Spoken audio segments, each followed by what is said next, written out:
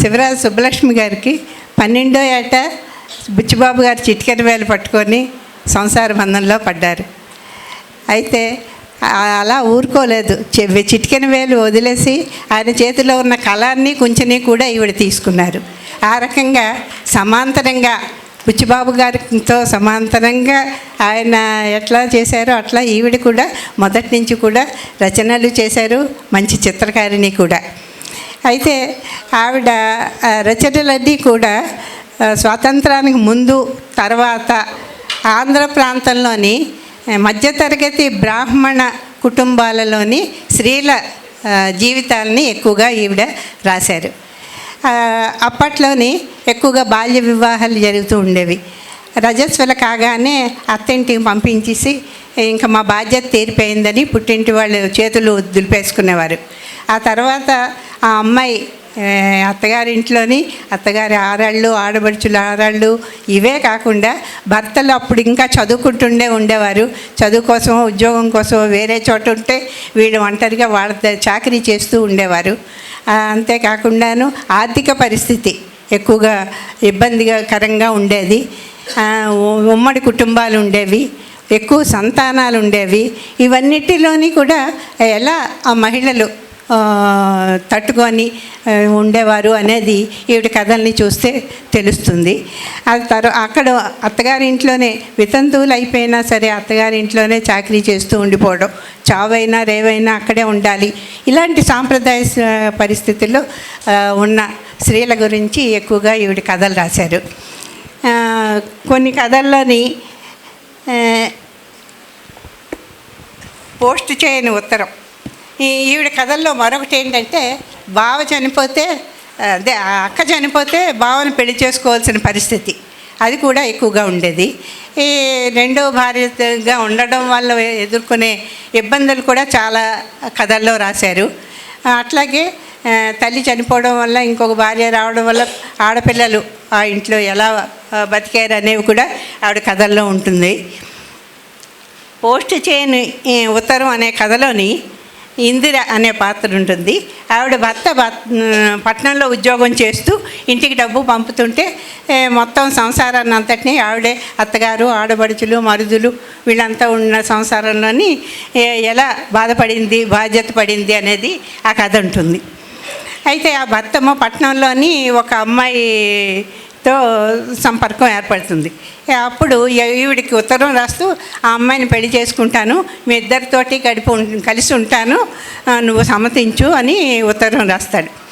రాస్తే ఈవిడ చాలా బాధపడుతుంది. బాధపడి అలా ఎందుకు అని ఇంకా ఆత్మహత్య చేసుకుంటున్నట్లుగా చెప్తారు. నిజానికి ఆత్మహత్య చేసుకోవడం అనేది ఆ పరిస్థితుల్లో అంటే అప్పటి కాలంలోని అది తప్ప ఇంకో పరిష్కారం వాళ్ళకి కనిపించి ఉండదు. ఎందుకంటే చదువులు లేవు అప్పటి ఆడవాళ్ళకి అందరికీ. అందువల్ల అదే పరిష్కారంగా భావించుంటారు. అటువంటి కథ ఒకటి రాశారు. అదేవిధంగా మరొక కథ రాశారు. ఆ కథలోని అట్లాగే భర్త వేరే దీంట్లో ఉండి ఒక సుధా అనే అమ్మాయితోటి పెళ్లి చేసుకుందాం అనుకుంటున్నాడు, గడుపుతున్నాడు అని తెలుస్తుంది. అప్పుడు ఆ అమ్మాయి కూడా ఈ పాత్ర రెండో కథలో పాత్రలో కూడా ఆ అమ్మాయి ఆత్మహత్య చేసుకుందామని కొంత నిస్పృహకి ఇదయ్యి జబ్బు తెచ్చుకొని ఒంటికి అలా గడుపుతున్నప్పుడు తన స్నేహితురాలకి ఒక ఉత్తరం రాస్తుంది. నేను చనిపోవాలనుకుంటున్నాను, నా భర్త ఇలాగ ఇంకొక అమ్మాయిని పెళ్లి చేసుకుంటున్నాడు అని. అప్పుడు ఆ అమ్మాయి ఈవిడికి భరోసా కల్పిస్తూ ఒక ఉత్తరం రాస్తుంది. అయితే ఆ ఉత్తరం భర్త చేతిలో పడుతుంది. అప్పుడు అతను మళ్ళీ మార్పు తెచ్చుకొని ఈవిడతో బాగా ఉన్నట్లుగా రాస్తారు. అట్లా ఒకే సమస్యను రెండు రకాల పరిష్కారాలతోటి చెప్పడం ఒకటి ఈవిడ కథల్లో చాలా వాటిలో ఉంటుంది. ఆ తర్వాత తెల్లవారింది కథ, అందులో మల్లికాంబ, మగత జీవి చివరి చూపు కథలో కాంతమ్మ. వీళ్ళిద్దరిది కథలు కూడా రెండో పెళ్లి చేసుకోవడం వల్ల ఏర్పడ్డ ఇబ్బందులు ఇటువంటిది వాటిని చర్చిస్తూ రాశారు. అవి కూడా రెండిటిలోనే రెండు రకాలుగా ఉంటుంది. ఒకే సమస్యని రెండు రకాలుగా చెప్పే పద్ధతి ఈవిడ కథల్లో చాలా వాటిలో మనకు కనిపిస్తుంది. అట్లాగే ఒడ్డున చేరిన కెరటం. ఇందులోని ఆసమ్మ అమ్మాయి పేరు. తన అన్నగారి పిల్లల్ని పెంచుతుంది.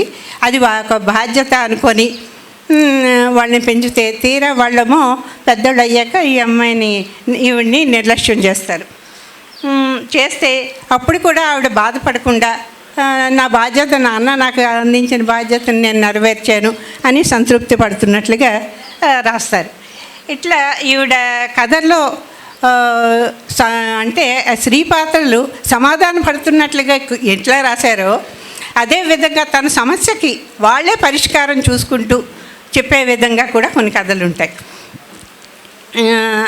జలసూత్రం రుక్మిణీనాథ శాస్త్రి గారు ఓసారి ఈవిడతోటి మీ కథలు చాలా బాగుంటాయి, మనసులోంచి వచ్చిన కథలు కనుక ఆ రకంగా ఉన్నాయి అని అన్నారట. అంతేకాకుండా ఇంకో సందర్భంలో చెప్తారు, బుచ్చిబాబు గారి నవల కన్నా మీ కథలే నాకు ఇష్టమో అని నవ్వుతో చెప్తారనమాట ఆవిడ. ఆవిడ ఎక్కువగా ఆవిడ మాటల్లోనే చెప్పుకోవాలి ఆవిడ కథల గురించి కూడా. ఒకసారి ఆవిడ బుచ్చిబాబు గారి కథల్లోని వర్ణనలు ఎక్కువ ఉంటాయి, నా కథల్లో వర్ణనలు ఎక్కువగా ఉండవు, సూటిగా ఉంటాయి నా కథలు అని ఒకసారి చెప్పారు. అయితే ఆవిడ కథలన్నీ కూడా పేర్లు వింటే పోస్ట్ చేయని ఉత్తరం, ఒడ్డుకు చేరిన కెరటం, మదం వ్యాధికి మందు ఉంది, ఇలా కొన్ని కథలు కూడా కవిత్వంలాగా వర్ణనాత్మకంగానే పెట్టడం జరిగింది. అంతేకాకుండా కొన్ని కథల్లోని వాక్యాలు, ఉదాహరణకి చినుకులు చిటపటమంటూ ఆకాశం మీద నుంచి సైన్యంలో నేల మీద కురికాయి అని రాశారు. అట్లా కొన్ని వాక్యాలు, మంచి మంచి వాక్యాలు కవితాత్మకంగా కూడా ఈవిడ చెప్తారు. మరొకటి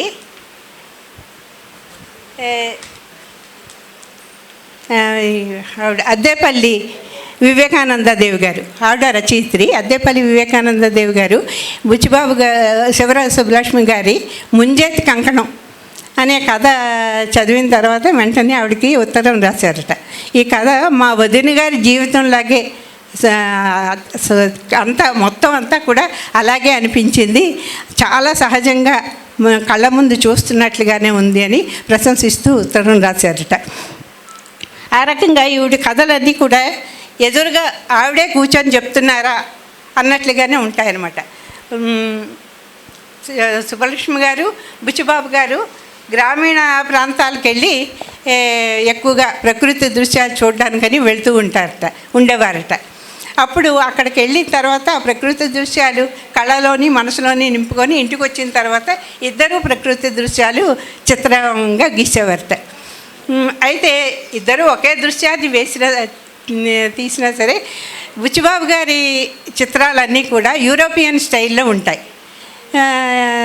శివరాజ సుబ్బలక్ష్మి గారి దృశ్యాలన్నీ కూడా భారతీయ శైలిలోని ఉంటాయి. ఆవిడ ప్రకృతి దృశ్యాలన్నీ కూడా ఇద్దరు కూడా వేసినవి ప్రకృతి దృశ్యాలే.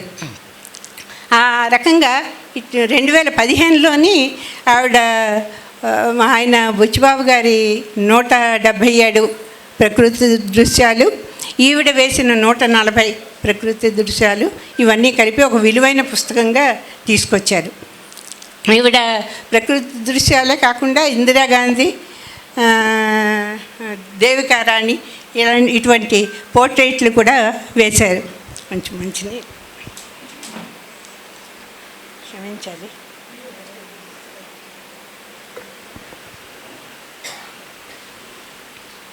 ఈవిడ 5 కథా సంపుటాలు తీసుకొచ్చారు, 3 నవలలు తీసుకొచ్చారు. అందులోని నీలం గేటు అయ్యగారు, అది ఈవిడికి బాగా పేరు తెచ్చిన నవల. ఆ నవలలోని కథ అంతా కూడా పని మనిషి పొన్ని దృష్టికోణంలోని చెప్పిన కథ. మామూలుగా అయితే నాగరికత కలిగిన వాళ్ళందరూ కూడా నగరంలో ఉన్నవాళ్ళు, నాగరికత కలిగిన వాళ్ళు, చదువుకున్న వాళ్ళు, ఇలాంటి వాళ్ళు చిన్న చిన్న సమస్యలకే చీకట్లోకి వెళ్ళిపోయాం అనుకుంటారు. కానీ ఈవిడ ఈ కథని అటు కంపేర్ చేస్తూ ఈ అమ్మాయి దృష్టికోణంలోని చీకట్లో ఉన్నవాళ్ళు చీకట్లో ఉన్నామనుకోరు, వాళ్ళు ఆత్మవిశ్వాసంతో ఉంటారు అనేట్లుగా ఆ కోణంలోని ఈ నవలను రాశారు. ఈ అమ్మాయి ఏమో ఈ వీధిలో ఉండే సగం ఇళ్ళన్నీ నావే అంటది. అంటే అక్కడ పనిచేస్తుంది అని, అంటే అది చెప్పడం చాలా ఆత్మవిశ్వాసంతో చెప్తుంది అనమాట. ఆ రకంగా ఆ అమ్మాయిని చాలా ఆత్మవిశ్వాసం ఉన్న అమ్మాయిగా ఈ వీళ్ళ ఇంట్లో విషయాలన్నీ కూడా గమనిస్తున్నట్లుగా, వాళ్ళ చీకటి కోణాలని గమనిస్తున్నట్లుగా, ఆ రకంగా ఈ అమ్మాయి తన చీకటి కోణాలని వెలిగించుకున్నట్లుగా ఈ నవలంతా కూడా నడుస్తుంది. ఇంకొక నవల తీర్పు అనేది తరుడ పత్రికలోని సీరియలైజ్ అయిందట, కానీ అది ఆవిడ దగ్గర కూడా కాపీ లేదని చెప్తారు. ఆ తర్వాత ఈవిడ కథలు అన్నీ కూడా గ్రామీణ ప్రాంతంలో ఉన్నవి, ఈ ప్రకృతి దృశ్యాలు, ఈ కొబ్బరాకుల గలగలలు, చీకటి వాటి కొబ్బరాకుల సందుల్లోంచి గాలి వస్తే చెప్పే గుసగుసలు, ఇలాంటివన్నీ కూడా చాలా బాగా ఉంటాయన్నమాట. గూడు బండిలోని ఎడ్ల బండి గూడు బండిలోని ప్రయాణం చేయడం, ఇలా ఈవిడ కథలు చదువుతుంటే మనం ఒక పల్లెటూరి దారిలో నడుస్తున్నట్లుగా మనకి అనిపిస్తుంది అనమాట. అన్ని దృశ్యాలుగా మనకి ప్రతి దగ్గర కూడా మనకి కనిపిస్తూనే ఉంటాయి.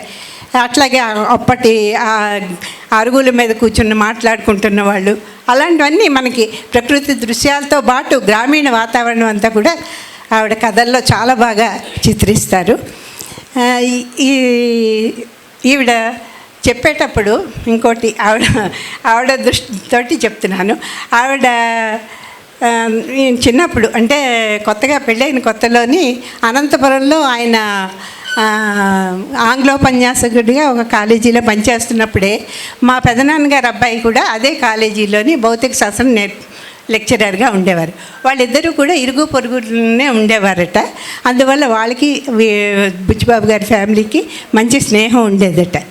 అందువల్ల మొట్టమొదటిసారి మా అన్నయ్య వాళ్ళతోటే 70లోని బుచ్చిబాబు శివరాజు సుబ్బలక్ష్మి గారి ఇంటికి వెళ్ళారు. అప్పటికే బుచ్చిబాబు గారు గతించారు. అయితే ఆవిడని చూడగానే చాలా అన్నమాట థ్రిల్ అయినట్లుగా ఫీల్ అయ్యాను. ఆవిడ అందం కావచ్చు, ఆవిడ మాటలు కావచ్చు అని. నేను విశాఖపట్నం ఆ పసుపు పచ్చ సంపంగిని చూసే ఉంటారు అందరూ. ఆవిడని చూస్తే ఆ సంపంగి గుర్తొస్తుంది. అంతేకాకుండా ఆ సంపంగి అంత పరిమళాన్ని చుట్టూ విరజిమ్ముతుందో ఆవిడ మన చేతినే పట్టుకొని మాట్లాడతారు. ఆవిడ దగ్గరికి వెళ్తే మనం చేతిని పట్టుకొని అలా చెప్తూనే ఉంటారనమాట. ఆవిడ ఆయనతో కలిసి జీవించింది కొంతకాలమే, కానీ ఆవిడ జ్ఞాపకాల్లో చిరస్థాయిగా ఆయన ఉండడం, ఆ జ్ఞాపకాలన్నీ కూడా తెరలుగా చెప్పుకుంటూనే ఉంటారు.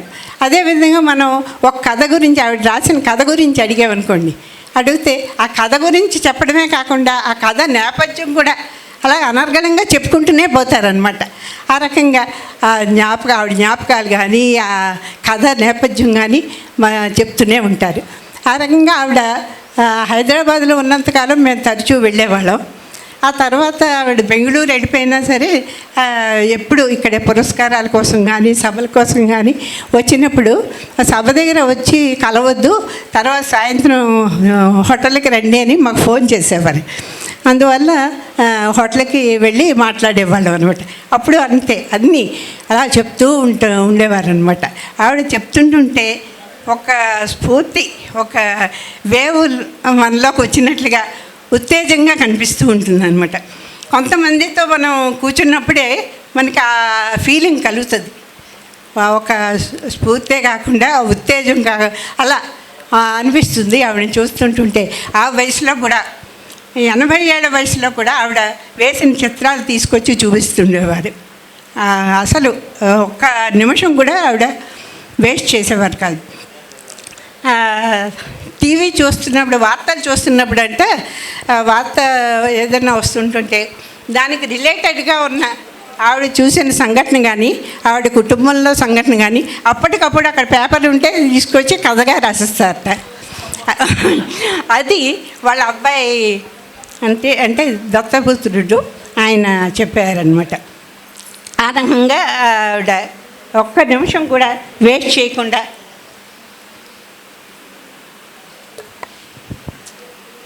కథలు ఎట్లా రాస్తారో అట్లాగే చిత్రాలు కూడా ప్రతి ఏ దృశ్యం చూసినా సరే వెంటనే ఆవిడ వర్ణ చిత్రంగా వేస్తూ ఉంటారనమాట. ఆ రకమైన వాళ్ళని చూసినప్పుడు 60 ఏళ్ళు నిండగానే అమ్మో ముసలాళ్ళు అయిపోయాము, ఇంకా మనం ఇంకేం చేయలేము అని చతికిలు పడిపోతారు చాలామంది. అటువంటి వాళ్ళకి ఆవిడ గురించి కానీ చూపి ఆవిడతో ఒక్కసారి మాట్లాడిస్తే మాత్రం ఎంత ఉత్తేజం పొందుతారో, ఎంత స్ఫూర్తి పొందుతారో అనిపిస్తూ ఉంటుంటుంది. ఆ రకంగా మేము కూడా అనేకసార్లు ఆవిడతో మాట్లాడి చాలా స్ఫూర్తి పొందిన వాళ్ళు. నేను కానీ మా వారి శీలా వీర్రాజు గారు కానీ తరచూ ఆవిడని కలవడం, చివరి రోజుల్లో కూడా ఆవిడ ఫోన్లో చేసి కూడా మాట్లాడడం జరిగింది. అటువంటిది ఆవిడ 2 ఏళ్ల క్రితమే స్వర్గస్థులయ్యారు. ఆవిడ గురించి ఈ విధంగా చెప్పగలగడం నాకు చాలా సంతోషంగా ఉంది. ఈ అవకాశం సుశీల నారాయణ రెడ్డి ట్రస్ట్ ఇచ్చినందుకు, ఇలా స్ఫూర్తిదాయకమైన మహిళామణుల గురించి, నారీమణుల గురించి ఒకసారి సంస్మరించుకొని వారిని తలంచుకొని వాళ్ళ స్ఫూర్తిని మనలో నింపుకునే అవకాశం ఇచ్చినందుకు గంగ గారికి, ముఖ్యంగా వారి కుటుంబ సభ్యులకి అందరికీ ఇక్కడ ఏర్పాటు చేసినందుకు మరింత సంతోషంగా ఉంది. వచ్చిన అందరికీ కూడా నమస్కారం, ధన్యవాదాలు.